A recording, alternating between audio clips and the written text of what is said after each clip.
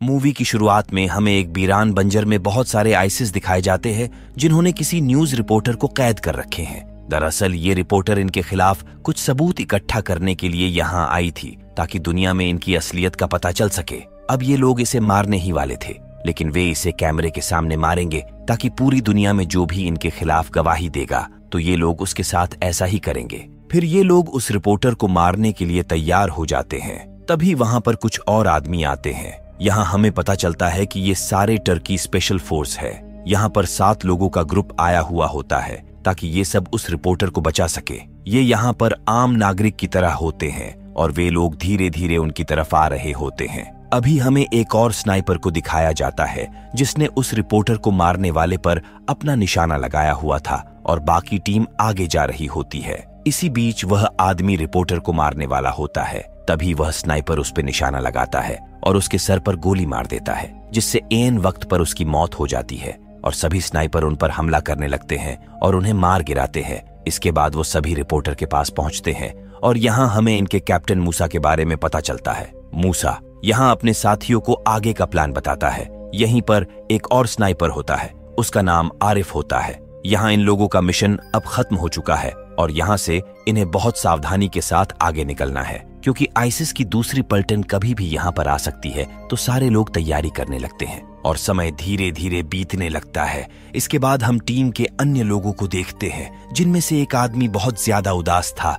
वह कहता है कि क्या मैंने इस आर्मी को ज्वाइन करके सही फैसला लिया है। तब दूसरा साथी कहता है कि हाँ, तुम्हारे घर वाले तुम पर बहुत ज्यादा गर्व करेंगे क्योंकि तुम अच्छा काम कर रहे हो। इसके बाद हम बाकी की टीम को देखते हैं जो अपने मिशन की तैयारी कर रहे होते हैं। इनका अगला मिशन है कि ये लोग बेस पर वापस जाए जहां पर हेलीकॉप्टर है और इस रिपोर्टर को वहां तक पहुंचा दे। लेकिन वह रिपोर्टर इन पर गुस्सा होने लगती है। वो कहती है कि मेरे टीम में और भी लोग थे, तुमने उन्हें क्यों नहीं बचाया। तब मूसा कहता है कि हमें जितना ऑर्डर मिला था हम सिर्फ उतना ही कर सकते हैं। हमें सिर्फ तुम्हें बचाने का ऑर्डर मिला था, इसीलिए हमारी टीम यहाँ पर आ गई। बाकी लोगों के बारे में कुछ भी नहीं पता। हमें यहाँ से निकलना होगा क्योंकि हमारा बेस यहाँ से पूरे 24 किलोमीटर दूर है और ये रास्ता हमें पैदल ही तय करने होंगे। फिर यहाँ से सभी लोग आगे बढ़ने लगते हैं। इसके बाद सीन फ्लैशबैक में आता है और हमें मूसा के टीम के 2 सदस्यों को दिखाया जाता है जिन्हें मूसा अपने टीम में शामिल नहीं करना चाहता है, लेकिन अंत में वे दोनों ने मूसा को मना लेते हैं। उनमें से एक का नाम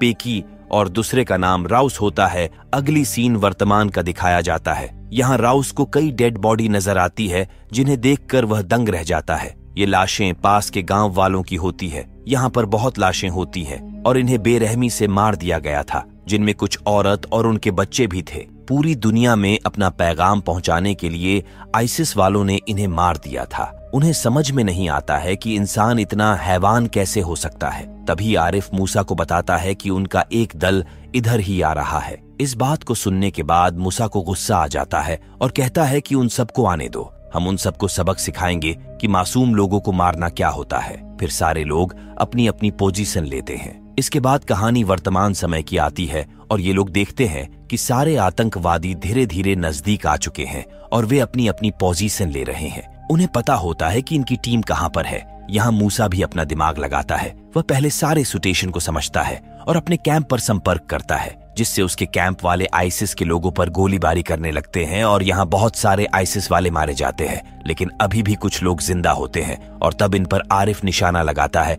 और सबके सर पर गोली मार देता है। तभी इन्हें पता चलता है कि इनके कैंप के नजदीक आईसिस वाले पहुंच रहे हैं, तो इन्हें अपने कैंप पे वापस जाना सुरक्षित नहीं होगा। इसके बाद रिपोर्टर कहती है कि मेरे पास एक आइडिया है कि हमें कैंप के नजदीक ही कहीं अपना अड्डा बनाना होगा और फिर हम यहाँ से आगे जा सकते हैं। यहाँ मूसा भी इसके सलाह को गौर करता है। इसके बाद कहानी फ्लैशबैक में जाती है। यहाँ हमारे सामने ट्रेनिंग चल रही होती है और यहाँ बताया जाता है कि जो भी शरीर और दिमाग से मजबूत होगा उसी को स्पेशल फोर्स में चुना जाएगा। ये ट्रेनिंग बहुत ज्यादा खतरनाक होती है। इसके बाद कहानी वर्तमान समय में आती है और हम देखते हैं कि ये सभी एक सेफ जगह पर पहुंच चुके होते हैं और वे यहाँ से आगे जाने की योजना बनाते हैं। यहाँ मूसा कहता है कि पहले हमें इस एरिया की जांच करनी होगी क्योंकि यहाँ पर कोई आतंकवादी हो सकता है। फिर जांच करने के बाद सभी लोग वहाँ पर आराम करते हैं। लेकिन यहाँ पर एक मकबरा होता है और रात होने पर ये लोग मकबरे की तरफ जाते हैं और यहाँ आकर उन्हें पता चलता है कि यहाँ पर बहुत सारे आतंकवादी हैं और इनके पास बहुत सारे हथियार होते हैं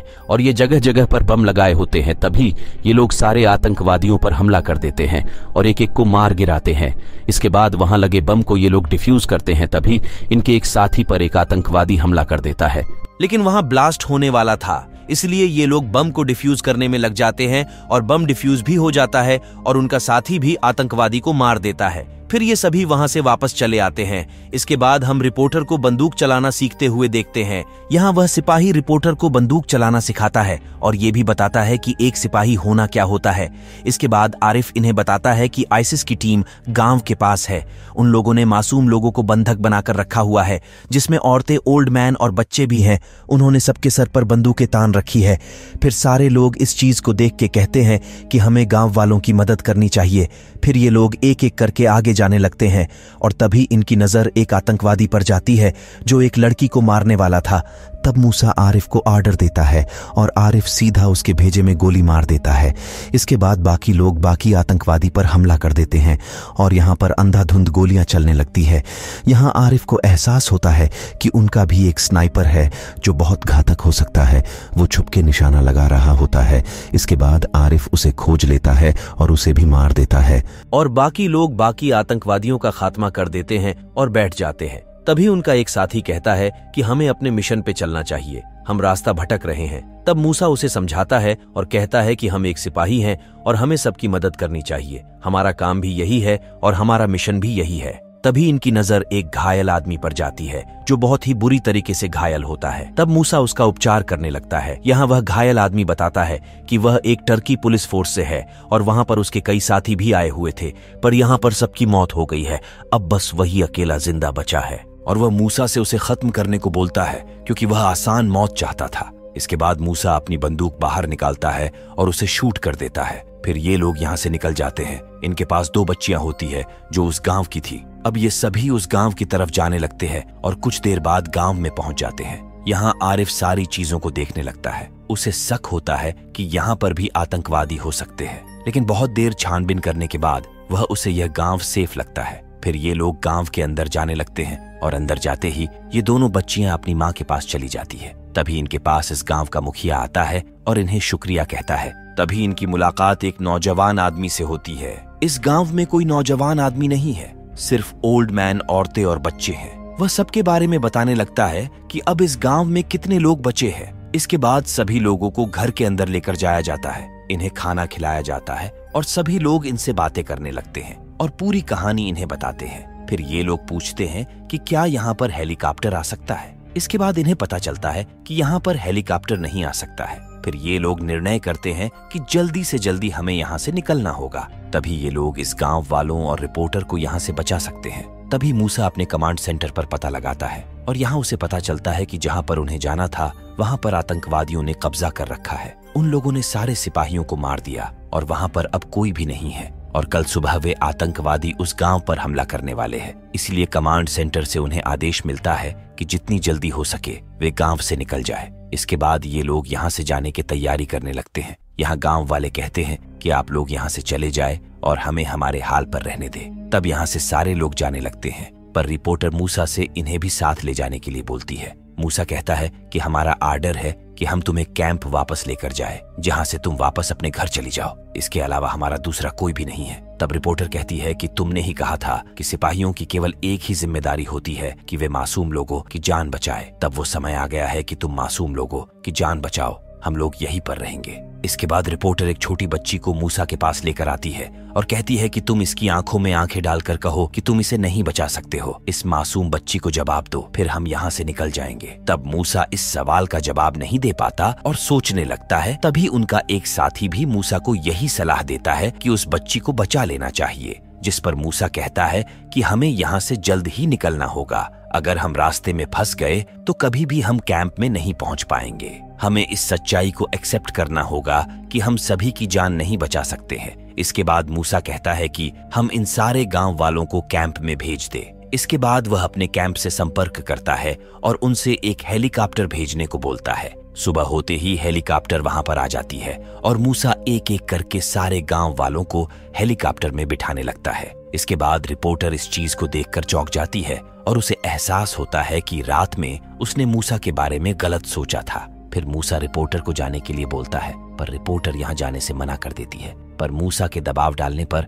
वह रिपोर्टर भी वहां से चली जाती है और मूसा कैंप वालों से एक और हेलीकॉप्टर भेजने को कहता है। तब कैंप वाले हेलीकॉप्टर भेजने से मना कर देते हैं क्योंकि पूरे कैंप को आतंकवादियों ने घेर रखा है। इसके बाद ये सभी वापस गांव की तरफ आ जाते हैं और सबसे पहले टर्की देश का झंडा लगाते हैं ताकि इनके अंदर का देशभक्त जगा रहे। फिर ये पूरी प्लानिंग करके पोजीशन लेने लगते हैं। गांव के रास्ते में ये लोग बम लगा देते हैं ताकि कोई भी आतंकवादी पर इन पर हमला न कर सके।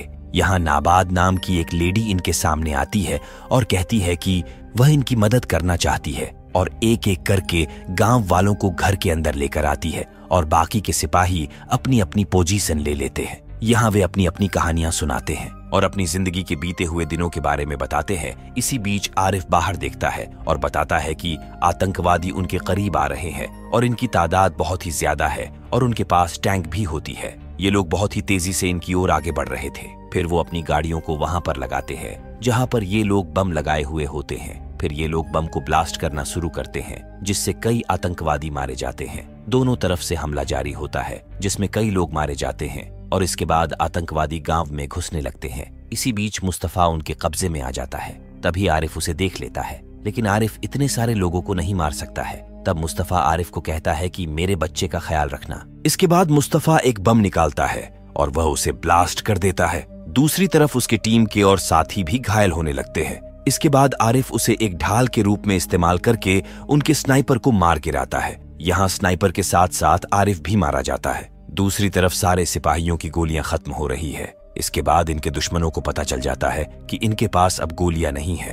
तब वे अपने बम को लेकर आगे निकलते हैं। मूसा उन्हें देख लेता है। मूसा एक एक करके इन्हें मारता है, लेकिन आखिरी आतंकवादी को मारने से पहले उसकी गोली खत्म हो जाती है और वह आतंकवादी मूसा पर हमला कर देता है और मूसा उसे मार देता है। पर मूसा को यहाँ गोलियां लग जाती है। इसी बीच हम रिपोर्टर को देखते हैं जो एक लेटर बाहर निकालती है जिसे मूसा ने दिया था। मूसा लिखता है कि जब मेरी मौत हो जाए तब मेरी बेटी के पास जाना और उसका ख्याल रखना और इसी तरह अपने देश की सेवा करते रहना। और इसी के साथ मूवी यहीं पर एंड हो जाती है।